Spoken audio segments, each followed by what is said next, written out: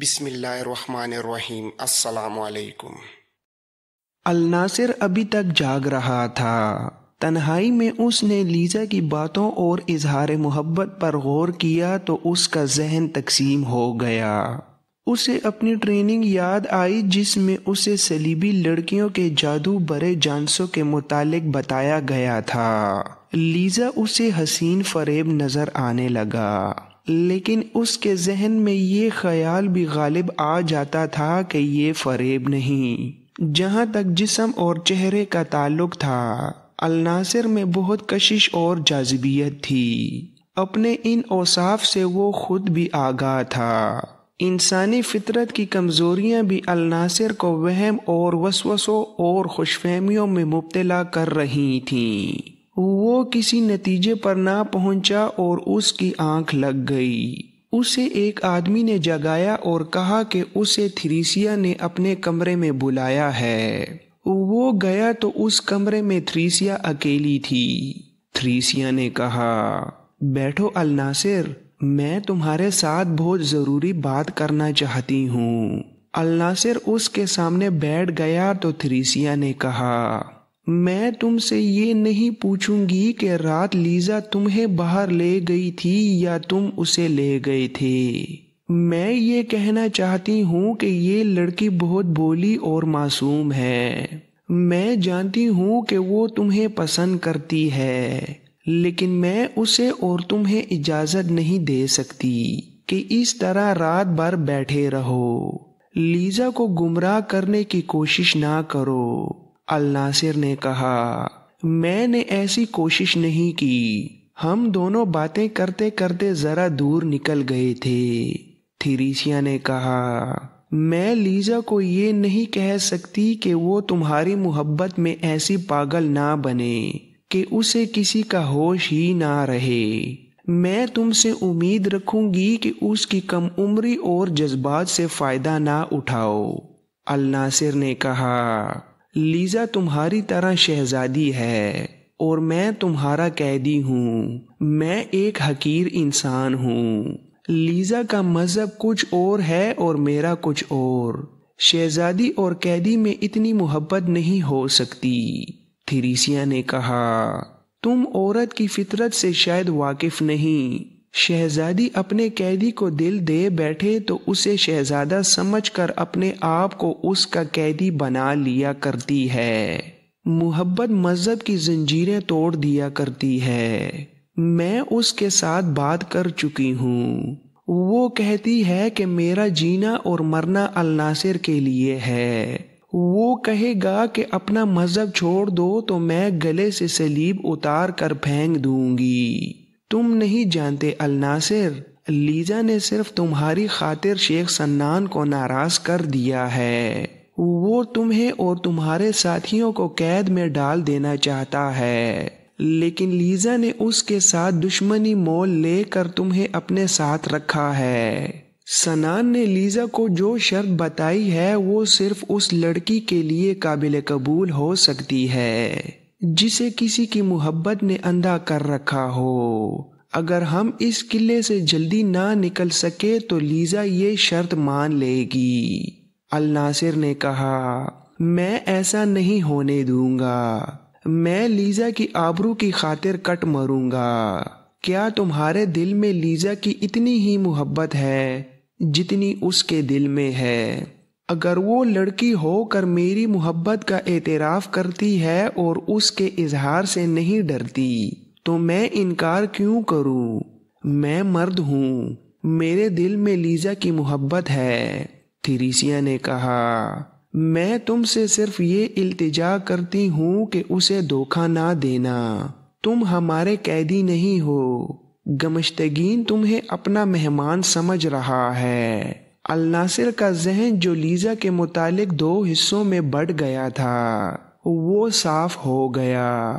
اس پر Lisa کی محبت کا نشہ طاری ہو گیا اور وہ اسے دیکھنے کے لیے بےتاب ہو گیا۔ اس نے تھریسیا سے پوچھا کہ وہ کہاں ہے۔ تھریسیا نے اسے بتایا کہ وہ رات بھر جاگتی رہی ہے، دوسرے کمرے میں سوئی ہوئی ہے۔ تھریسیا کا تیر نشانے پر لگا۔ اس نے لیزا کے تلسم کو الناصر کی عقل پر پوری طرح طاری کر دیا۔ یہی اس کا مقصد تھا۔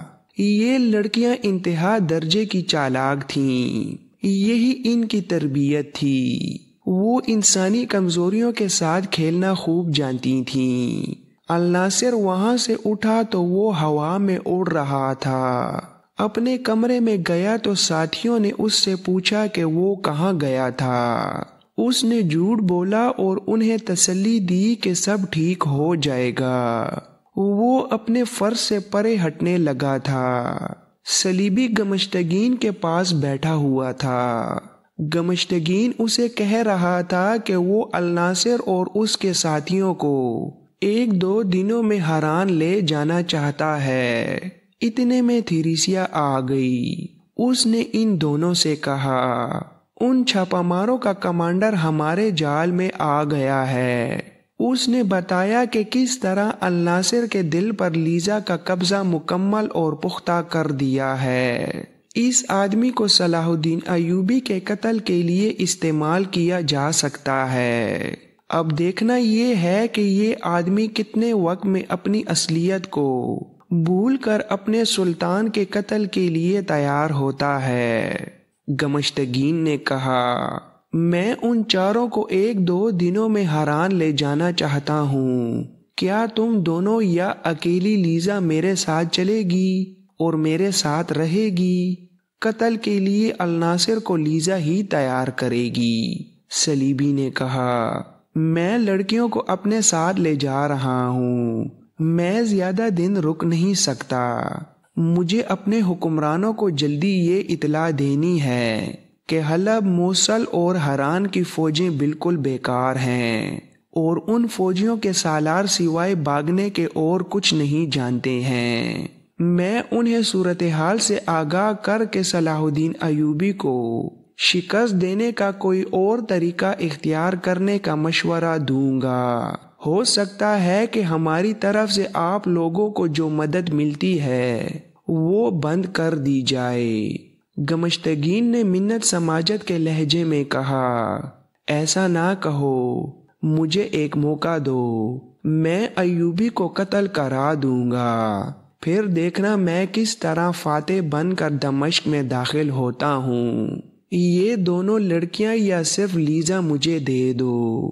اس نے چھاپہ ماروں کے کماندار پر قبضہ کر لیا ہے، وہ اسے تیار کر لے گی۔ الناصر صلاح الدین ایوبی کے پاس بلا روک ٹوک جا سکتا ہے کیونکہ یہ اس کا چھاپہ مار ہے۔ وہ ایوبی کو آسانی سے قتل کر سکتا ہے۔ اور یہ بھی تو سوچو، لیزا کو آپ لے گئے تو الناصر میرے کسی کام کا نہیں رہے گا۔ کچھ مباحثے کے بعد صلیبی نے کہا، حران جانے کے بجائے ہم یہیں رکے رہتے ہیں۔ یہ دونوں لڑکیاں الناصر کو تیار کر لیں گی اور ہو سکتا ہے کہ اس کے تینوں ساتھیوں کو بھی تیار کیا جا سکے۔ ان کے دلوں میں صلاح الدین ایوبی کی نفرت پیدا کرنی ہے۔ تھیریسیا نے کہا، الناصر کے متعلق میری رائے یہ ہے کہ بہت کچا آدمی ہے۔ لیزا اس کی عقل پر قابض ہو چکی ہے۔ وہ 3 ملاقاتوں کے بعد لیزا کے اشاروں پر ناچنے لگے گا۔ آج ان چاروں کو اپنے ساتھ بٹھا کر کھانا کھلاؤ۔ کھانے کا وقت ہوا تو الناصر اور اس کے ساتھیوں کو بھی کھانے کے کمرے میں بلا لیا گیا۔ ان کے ساتھ دوستانہ بے تکلفی پیدا کر لی گئی۔ کھانا ابھی رکھا نہیں گیا تھا کہ شیخ سنان کے ایک خادم نے آ کر صلیبی سے کہا کہ اسے سنان نے بلایا ہے۔ صلیبی گیا تو شیخ سنان نے کہا، لڑکی کے متعلق تم نے کیا سوچا ہے؟ صلیبی نے جواب دیا، میں جب جاؤں گا تو اسے اپنے ساتھ لے جاؤں گا۔ سنان نے کہا، تمہارے جانے تک لڑکی میرے پاس رہے گی، میں آج ہی چلا جاؤں گا۔ شیخ سنان نے کہا، جاؤ اور لڑکی کو یہیں چھوڑ جاؤ، تم اسے قلعے سے باہر نہیں لے جا سکو گے۔ صلیبی نے کہا، سنان، اس قلعے کی اینٹ سے اینٹ بچ جائے گی، مجھے للکارنے کی جرت نہ کرو۔ شیخ سنان نے کہا، معلوم ہوتا ہے تمہارا دماغ ابھی ٹھکانے نہیں آیا۔ آج رات لڑکی کو تم خود میرے پاس لے آنا، خود جاؤ یا رہو۔ اگر تم رات لڑکی کو نہ لائے تو تم تہہ خانے میں اور لڑکی میرے پاس ہوگی۔ جاؤ ٹھنڈے دل سے سوچ لو۔ صلیبی کھانے کے کمرے میں داخل ہوا۔ سب بے تابی سے اس کا انتظار کر رہے تھے۔ وہ پھنکار رہا تھا اور کہنے لگا، سنو دوستو، شیخ سنان نے مجھے للکار کر کہا ہے کہ آج رات لیزا اس کے پاس ہوگی۔ اس نے مجھے یہاں تک کہہ دیا ہے کہ لیزا کو میں خود اس کے پاس لے جاؤں، اور اگر میں نہ لے گیا تو وہ مجھے تہہ خانے میں ڈال دے گا اور لیزا کو لے جائے گا۔ الناصر نے کہا، آپ اگر تہہ خانے میں چلے گئے تو کیا ہم مر جائیں گے؟ وہ لیزا کو نہیں لے جا سکے گا۔ اس کے ایک ساتھی نے پوچھا، لیکن یہ لڑکی تمہاری کیا لگتی ہے الناصر؟ گمشتگین نے کہا، تم اپنے آپ کو ہمارا قیدی نہ سمجھو، یہ مصیبت ہم سب کے لیے آ رہی ہے۔ صلیبی نے کہا، تم ہمارے نہیں، شیخ سنان کے قیدی ہو، تم ہمارا ساتھ دو، ہم باہر جا کر تمہیں آزاد کر دیں گے، اب یہاں سے نکلنے کی سوچو۔ گمشتگین نے کہا، مجھے شیخ سنان نے اجازت دے رکھی ہے کہ ان چاروں کو اپنے ساتھ لے جاؤ، میں انہیں آج لے جا رہا ہوں، جلدی جلدی کھانا کھا لو، مجھے شام سے پہلے روانہ ہونا ہے۔ گمشتگین کا دماغ بہت تیز تھا۔ اس نے کھانے کے دوران سب کو بتا دیا کہ اس نے کیا سوچا ہے۔ کھانا کھا کر اس نے اپنے خادموں اور باڈی گارڈوں کو بلایا اور کہا کہ وہ فوراً قلعے سے روانہ ہو رہا ہے، سامان فوراً باندھ لیا جائے۔ اسی وقت اس کا قافلہ تیار ہونے لگا۔ اس کے اپنے گھوڑے کے علاوہ 4 گھوڑے باڈی گارڈوں کے تھے، 4 اونٹ تھے جن پر کھانے پینے کے سامان کے علاوہ خیمے لادے گئے۔ سفر لمبا تھا اس لیے خیمے ساتھ رکھے گئے تھے، انہیں ان کے بانسوں پر لپیٹا گیا تھا۔ گمشتگین شیخ سنان کے پاس گیا اور اسے بتایا کہ وہ جا رہا ہے اور 4 چھاپا ماروں کو بھی ساتھ لے جا رہا ہے۔ ان کے متعلق سودا طے ہو چکا تھا۔ گمشتگین نے زر و جواہرات کی صورت میں قیمت ادا کر دی تھی۔ شیخ سنان نے کہا، مجھے امید ہے کہ میں نے صلیبیوں کے کہنے پر جو 4 آدمی بھیج رکھے ہیں وہ صلاح الدین ایوبی کا کام تمام کر کے ہی آئیں۔ تم سیف الدین کو ان چھاپا ماروں سے قتل کراؤ، تم لوگ لڑ نہیں سکتے، اپنے دشمنوں کو چوری چھپے قتل کراؤ۔ تمہارا صلیبی دوست اور اس کی پریاں کہاں ہیں؟ اپنے کمرے میں ہیں۔ اس نے چھوٹی لڑکی کے متعلق کوئی بات تو نہیں کی؟ اسے کہہ رہا تھا کہ آج رات شیخ سنان کے پاس چلی جانا۔ وہ آپ سے بہت ڈرا ہوا معلوم ہو رہا تھا۔ یہاں بڑے بڑے جابر آدمی ڈر جاتے ہیں۔ کمبخت لڑکی کو مجھ سے یوں چھپا رہا تھا جیسے وہ اس کی اپنی بیٹی ہے۔ گمشتگین اس سے رخصت ہوا۔ اس کا قافلہ تیار کھڑا تھا۔ وہ گھوڑے پر سوار ہوا۔ 2 گمشتگین کے آگے ہو گئے اور 2 اس کے پیچھے۔ ان کے ہاتھوں میں برچیاں تھیں۔ گھوڑوں کے پیچھے الناصر اس کے ساتھی اور اس کے پیچھے سامان لدے ہوئے اونٹ تھے۔ قلعے کا دروازہ کھلا، قافلہ باہر نکل گیا اور دروازہ بند ہو گیا۔ قافلہ قلعے سے دور ہی دور ہوتا گیا اور سورج افق کے عقب میں چھپنے لگا۔ سورج نے غروب ہو کر قافلے اور قلعے کو چھپا لیا۔ قافلے میں قندیلیں اور فانوس جل اٹھے۔ شام پوری طرح تاریک ہو گئی تو شیخ سنان نے اپنے دربان سے پوچھا، وہ صلیبی لڑکی کو لے کر نہیں آیا؟ اسے نفی میں جواب ملا۔ اس نے 3-4 بار پوچھا تو بھی اسے نفی میں جواب ملا۔ اس نے اپنے خصوصی خادم کو بلا کر کہا، اس صلیبی سے جا کر کہو کہ چھوٹی لڑکی کو لے کر جلدی آئے۔ خادم ان کمروں میں گیا جہاں صلیبی ٹھہرا کرتے تھے۔ وہاں کوئی نہیں تھا، لڑکیاں بھی نہیں تھیں، تمام کمرے خالی تھے۔ اس نے ادھر ادھر دیکھا، قلعے کے باغ میں گھوم پھر کر دیکھا، چٹان کے ارد گرد گھوم کر دیکھا، وہاں سے بھی مایوس لوٹا اور شیخ سنان سے کہا کہ صلیبی اور لڑکیاں نہیں ملیں۔ سنان نے آسمان سر پر اٹھا لیا، اپنی فوج کے کمانڈر کو بلا کر حکم دیا کہ قلعے کے کونوں خدروں کی تلاشی لو اور صلیبی کو برآمد کرو۔ فوج میں کھلبلی مچ گئی، جسے دیکھو باغ دوڑ رہا تھا۔ قلعے میں ہر طرف قندیلیں اور مشعلیں متحرک نظر آ رہی تھیں، صلیبی کہیں سے بھی نہ ملا۔ شیخ سنان نے ان آدھا درجن پہرہ داروں کو بلایا جو دروازے پر ڈیوٹی پر تھے۔ ان سے پوچھا کہ گمشتگین کے قافلے کے علاوہ کس کے لیے دروازہ کھولا گیا تھا۔ انہوں نے بتایا کہ حکم کے بغیر کسی کے لیے دروازہ نہیں کھولا جاتا اور گمشتگین کے علاوہ کسی اور کے لیے کھولا ہی نہیں گیا۔ انہوں نے گمشتگین کے قافلے کی تفصیل بھی بتائی۔ اس قافلے کے ساتھ صلیبی اور لڑکیاں نہیں تھیں۔ شیخ سنان اپنے کمرے میں پھنکار رہا تھا۔ رات کا پہلا پہر گزر گیا تھا، گمشتگین کا قافلہ چلا جا رہا تھا۔ اس نے اپنا گھوڑا روک کر شتربانوں سے کہا، اونٹوں کو بٹھاؤ اور انہیں باہر نکالو، کہیں مر ہی نہ جائیں۔ اونٹوں کو بٹھا کر ان پر سے لدے ہوئے خیمے اتارے گئے۔ خیمے کھولے گئے تو ان میں سے صلیبی، تھریسیا اور لیزا نکلیں۔ وہ پسینے میں نہائے ہوئے تھے۔ گمشتگین انہیں خیموں میں لپیٹ کر قلعہ اسیاد سے نکال لایا تھا۔ وہ قلعے سے بہت دور نکل گئے تھے۔ فدائیوں سے ایسی توقع نہیں رکھی جا سکتی تھی کہ وہ تعاقب میں آئیں گے۔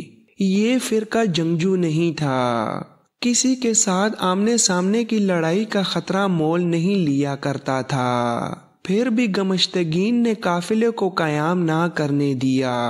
لڑکیوں کو اونٹوں پر سوار کر دیا گیا۔ صلیبی چھاپا ماروں کے ساتھ پیدل چل پڑا۔ اس کا گھوڑا اور لڑکیوں کے گھوڑے قلعے میں رہ گئے تھے۔ صلیبی اس خطے کی زبان روانی سے بولتا تھا۔ اس نے الناصر کے ساتھ باتیں شروع کر دیں۔ ان باتوں میں دوستی اور پیار کا رنگ غالب تھا۔ الناصر کے دل سے خطرے نکل گئے۔ وہ تو لیزا کے قریب ہونا چاہتا تھا۔ لیزا کے قریب ہونے کا موقع آدھی رات کے بعد ملا، جب ایک جگہ قافلے کو قیام کے لیے روکا گیا۔ گمشتگین کے لیے خیمہ کھڑا کر دیا گیا، باقی سب کے لیے الگ الگ خیمے نصب کیے گئے۔ چھاپا مار اور باڈی گارڈز وغیرہ کھلے آسمان تلے لیٹ گئے۔ وہ بہت تھکے ہوئے تھے، فوراً ہی سو گئے۔ الناصر کو نیند نہیں آ رہی تھی۔